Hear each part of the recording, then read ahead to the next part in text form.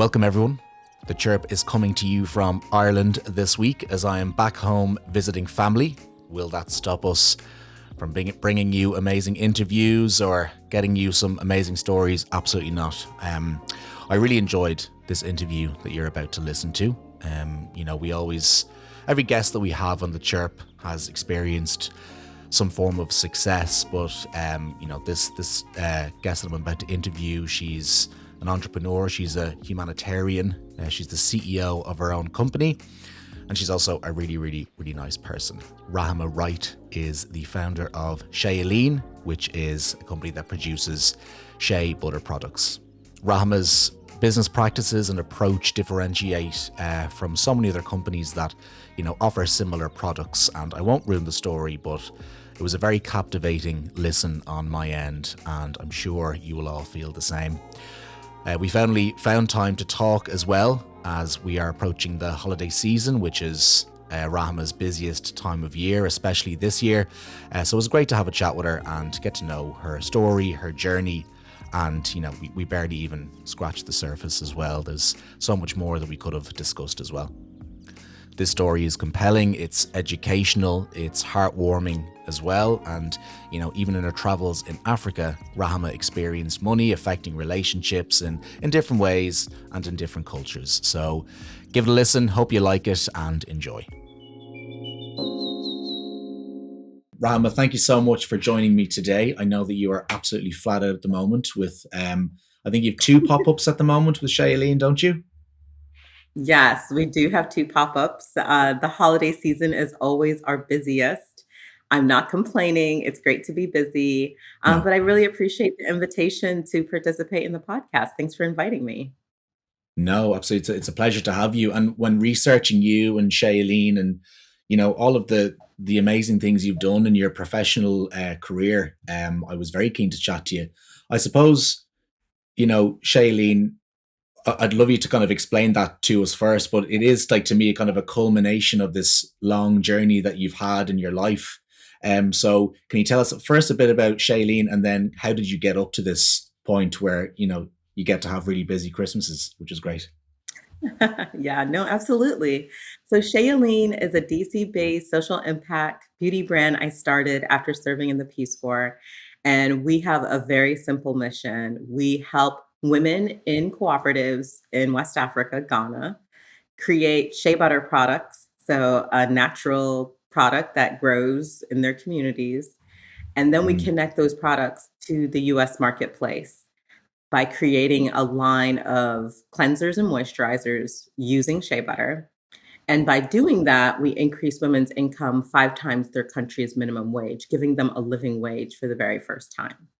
And Wow. so our whole mission and model is really looking at strengthening and creating ethical supply chains that incorporate fairly the labor of African women and giving them the ability to overcome systemic poverty that has been in their communities for decades. Do you kind of receive backlash against, local government in terms of, empowering these women so much, or do they have your full support, or do you have their full support rather? No, I've never received backlash. And I think that everyone wants their communities to be successful. Everyone wants to be able to send their kids to school, have access to food, medicine. I don't think that is a desire that is only for particular groups. It's a human Mm. desire. Yeah. And so I've actually had the opportunity to see women in our communities that we partner with and work with be able to engage their local leaders to support them and help them. And so it's been a positive experience for me and also the women that we work with. We've had the opportunity for women, for example, to come to the US and visit Whole Food stores that are carrying our products and get an opportunity to see the market side of the supply chain, which is something that they typically don't have access to, and share their stories to our customers and um, experience the ability to use their voices in a larger platform. Imagine, never traveling to the capital of your country, but now you're in New York City or Boston or Washington, DC, and you're in front of an audience and sharing why this product is so important to your livelihood and the lives of your children. And so to answer your question, I've never received any backlash. Sometimes people also ask me if the men, their husbands get upset. And no, it actually reduces tension in the home because now the man doesn't have the full financial burden of caring, for their family, and it lessens the load in the household. And so it's been a positive experience, not a negative one. Fantastic. And kind of what brought you to this moment? I know you spent time in the Peace Corps, and you've so many things going on. You've such an illustrious career, but what kind of led you to this moment and to begin Shailene? Yeah, in order to understand my entrepreneurial journey, you first have to get some insight into my upbringing. So I grew up in upstate New York in a very small town outside of Syracuse, and that's where my dad's family was from. And my mom's family is West African from Ghana. And so I grew up in a household where we talked about international issues and international relations. We talked about African affairs and African issues.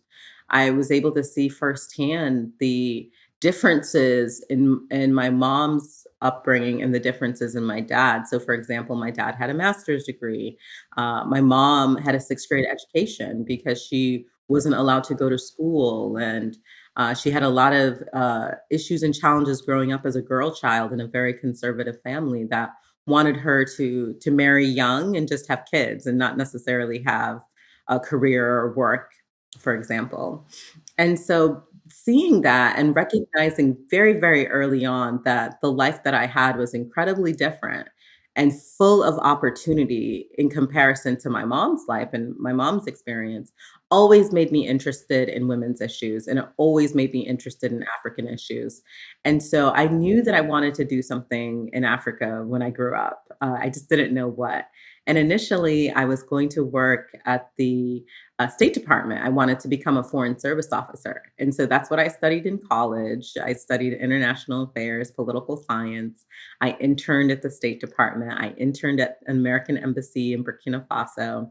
And so I was on the path. I was eventually just gonna, take the foreign service exam and then get a post somewhere in the world.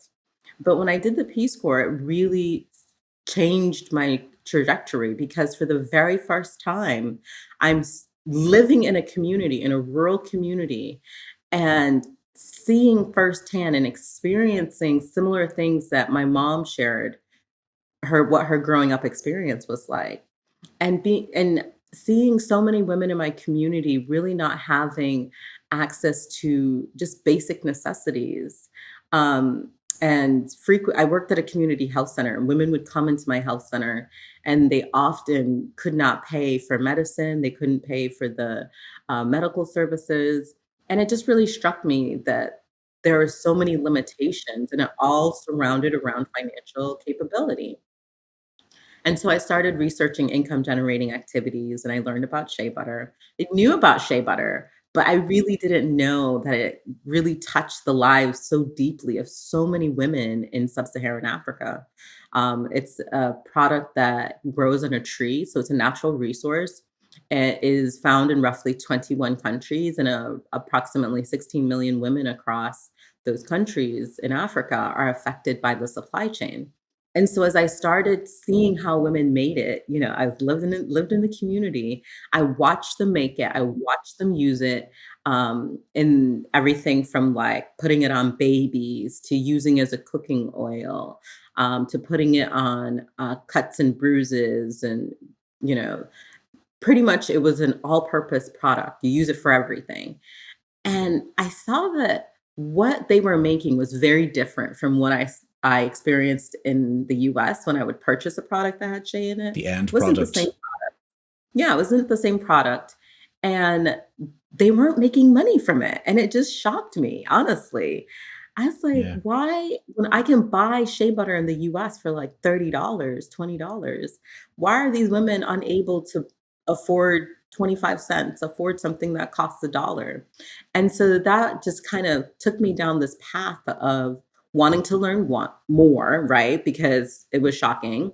And as I started to learn more, talk to more women, and just kind of connect the dots between the challenges they were having locally and how that translated into, the global shea butter supply chain, I saw so many disconnects. I saw so many issues around training, capacity building, around access to processing centers and production equipment, quality, and really training them on quality metrics, and also to access to capital. How are they going to take these amazing raw materials and transform them into a value added product? And so as I started learning about the issues on the production and the start of the supply chain, I then recognized that a lot of women, even when they make shea butter, they're unable to get it into the market for a variety of reasons. Largely, most shea butter we see in the marketplace is not even made in Africa, even though the raw material Right. grows exclusively in Africa. And so throughout the course of that experience of, like, really identifying the key issues these women were facing with, and then when I moved back to the US, I moved to DC, I wanted to do something. I wanted to connect the dots and help these women take their raw material, turn it into a great product, and then connect that product to consumers. Fantastic. That's it's such a great story, and it's so empowering what you've done. Going back to when you were growing, or sorry, not growing up, when you were living with these communities, you mentioned how, well, at the start, that do men care that the woman is earning more? And you said absolutely not. It's refreshing. It takes the load off. It alleviates the pressure. Can we just talk a little bit more about, did you see kind of that being the prime example, and what was your experience about, the relationships of these families that you were, living in a community with, and how did, money kind of exist within the community? How was it perceived? Yeah. No, that's a great question. And what I observed is that for the most part, the women that were in the communities and in the cooperatives that we were partnering with were head of household. There is Yeah. a common practice of polygamy. And so even though they might be married, their husbands might not be living in the homes with them because they have multiple wives. Right. And also the financial burden of caring for multiple families. Mm. So I honestly saw frequently, a woman would be in charge of her household. She'd be the one taking care of the kids and trying to figure out, how to pay for their needs. And so part of the reason too that this issue or this misconception that, men are going to get upset or, have jealousy or not want their wives to make any money. I just never saw that. And I'm sure it exists. Of course, I Yeah. don't know every single family. I'm sure it exists, but for the ones that I saw firsthand, I did not see that challenge or issue. And so when you talk about this relationship with money and how it shows up in the community, the other reality is when women have increased access to income, it's been proven by studies that it improves the entire community. And so there's this very special relationship and opportunity to address systemic issues by Yeah. financially empowering women. And so, that relationship is closely tied to when a woman has money, she's 100% investing that money in her children. She's Yeah. trying to figure out how they can get to a better school, how she can pay for, better nutrition for them, giving them access to health services. Um, and I will also give an example of how the women in our cooperatives, they have they call them susus, and essentially it is a community savings and lending program. And so that Wow. increased income also trickles to other people in the community. And so if you're part of the susu and you put money into the pot, it rotates in terms of who has access to that pot. And because the communities are so small, um, there's a responsibility to deliver. So you can't take money from the pot and like not pay it back when you're supposed to. So there's a certain level of trust already that is built into that community. And so when we see our women in the community, in the cooperatives that we work with, when they get that 5 times multiplier, it's not only affecting their household, but it affects other households in the community. That's amazing. It's such a beautiful system as well. Um, Brilliant. And I suppose going back to Shea Yeleen, obviously things are mental at the moment, as you've told me. Christmas coming up, 2 pop-ups. Yes. Congratulations on all your success. Um, what are your plans? Back in Africa, in terms to grow, the source of your product, and what do you hope for in the future in terms of the work that you're doing personally back in Africa? What's the plan? Yeah, so I mean, I do have to say we're emerging, not emerging, we're still in the midst of all the issues and challenges of COVID-19. And we Yeah, certainly, of we're a course. small business. We have not escaped the impact at all. We actually last year lost about 70% of revenue, almost Oh overnight, no. because a lot of the retail, I didn't talk too much about how we sell our products, but we do sell our products through retail partnerships, um, Hmm. Macy's, Whole Foods, MGM. We had a retail location at an airport right outside of DC. And prior to COVID-19, we did almost all of our sales was generated through in person. And so meaning doing a lot of demos, MGM, they were using it in their spa. And so they were using it for manicures, pedicures, massages, etc. So everything that required seeing someone physically. And with COVID, of course, the travel industry was impacted, entertainment was impacted. So a lot of those channels were shut down, and it, Hmm. it affected us a lot. And then, of course, with travel bans, Ghana closed their borders for a few months and issued mandatory shelter in place to protect their citizens and to make sure the virus didn't spread. And so that meant, we were impacted on the supply side, we were impacted on the market side, so our revenue dipped tremendously. And so we're building back from that. I survived, the business survived, I should say, through grants, PPP loan, and just I applied to so many programs last year. It was just like survival mode. Like, how can I keep this Absolutely, business yeah. afloat? And so we're kind of still in the midst of figuring all of that out and Hmm. building back, and have been very fortunate. We got a phenomenal grant from Anastasia Beverly Hills, which is a very large beauty brand based in California. And they supported us with a grant. We also got some local grants in Washington, D.C. through the Economic Development Office.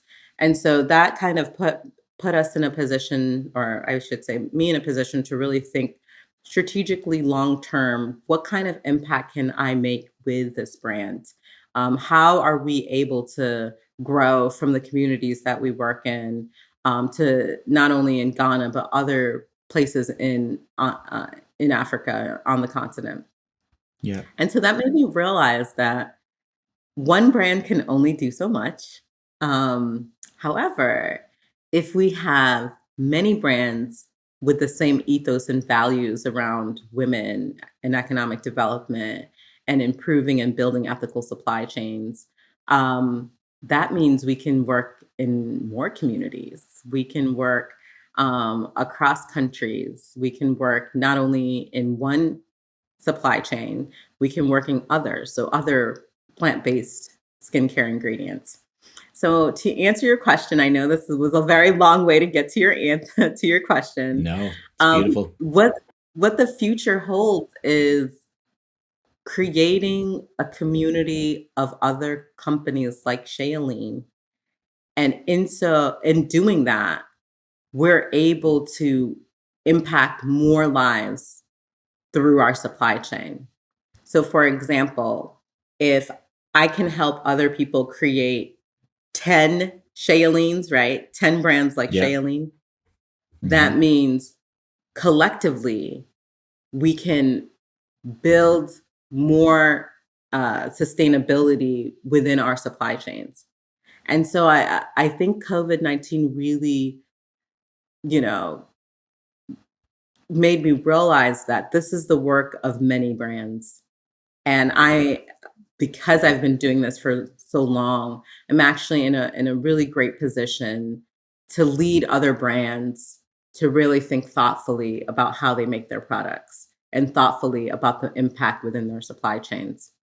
So I'm developing a community here. It'll start in DC, and we're actually building out a shared manufacturing facility where Wow. it will provide technical support and assistance to early stage beauty brands, providing them access to all the things that they need so that they can build out brands similar to Shea Yeleen so that we can do more impact together. And I'm really excited about this. We're working with DC government through their Economic Development Office. They gave us a $640,000 grant to build out this idea. And we have other funding coming down the pipeline to help us launch and hopefully scale and open up next summer. That's hugely exciting. Well, congratulations on that and the continued success that you're having with that. Usually, we have a lot of entrepreneurs on, and I always ask the question, what advice would you pass on from your own experience of being an entrepreneur? But I think I'd like to tailor it a little bit more. I mean, what advice would you give to a young entrepreneur who wants to be part of your shared manufacturing facility? Obviously, someone like yourself who's done it from all the way from Ghana to here now. What other people that want to follow in your footsteps, what advice would you give? Yeah, to be part of this community, reach out to me via LinkedIn, shoot me a note through our website. And the advice I would give is start thinking about social impact now. Don't think about it 10 years from now, 15 years from now. Think about it today. I think that's really important because so many people, yes, building a successful, sustainable, profitable business is important. Knowing, how you're going to make money, all of that is important. But sometimes I think people have this assumption that being a social impact business is something that you do after you're already successful. It's not something that can become successful from day one. And I disagree. I think that social impact businesses are not only the business models of the future, but they're the business models of the present. We need as many social enterprises as possible because businesses have an incredible responsibility to use their power for good and not after they've made $100 million or IPO'd at 1 billion or whatever. It's Hmm. today. And so that's my advice, and we're ready to build that. We're ready to build the community that has the same ethos and value. And instead of competing on social good, I believe that working together, we can create more good. I think that if COVID-19 and the experience that the global community has had collectively for one moment in time, we were all experiencing the same thing, every human on this planet. And what It's that crazy to has think taught, that. yeah. And I think what that needs to teach us is our survival depends on each other. Literally, we've seen it. And we have to let go of the old way of thinking that in order to be successful, you have to be competitive. I believe in order to be really successful, you have to work together. You have to meet each other and have similar values. And those of us who have the same values, partnering with each other is just like a no-brainer. And so we can't get to a world that reflects our values if we are not doing it hand in hand. And that is kind of my awakening that I want to commit the next, decade to building. And the beautiful part of it is that it's no longer just about one brand, but in building better brands who had that same ethos, we're now going to be able to impact the lives of thousands of women. And that gets me so excited because that's why I started Shea Yeleen to begin with. Everything you said there was so well put, and so refreshing to see such a successful businesswoman like yourself be able to talk about business in such a selfless way and in such an inclusive way as well. It's just it's beautiful to hear. If people are looking to get in touch and join your shared manufacturing facility or just learn more about you and Shailenes in general, what's the best way to contact you? Yep. So they can go to our website, www.shayeleen.com. So it's spelled SHEAYELEEN.com.